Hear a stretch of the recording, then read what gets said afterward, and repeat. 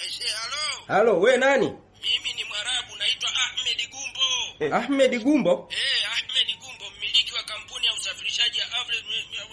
Kampuni gani? Kampuni ya usafirishaji inaitwa Ahmed.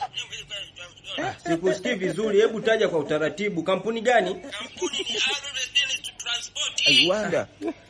Ulikuwa unasemaje? Kama mteja wetu mmejishindia milioni 50. Kwa issue gani? Hujawahi kuagiza mizigo wewe kutoka Dubai kuja Tanzania? Huwa naagizaga mizigo kutoka Dubai kuja Tanzania. Sasa kampuni yetu imekutunuku milioni 50. Poa. Hiyo hela naipataje sasa milioni 50? Kutumia sasa hivi hapa, ila unatuma kwanza 200,000. Kwanza hapo kuna mtu hapa karibu. Hamna mtu hapa. Sasa bila kumwambia mtu, tuma 200,000 hiyo kwanza chama. My lord.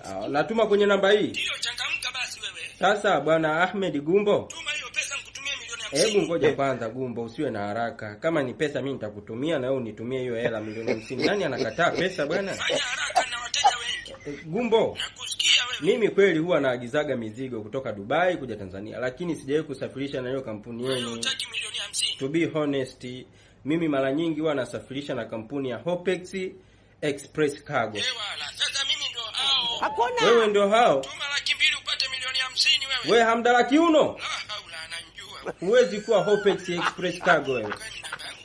Tapeli mnyadebe wewe. Tumie 10 basi mjomba. Kwa namna gani?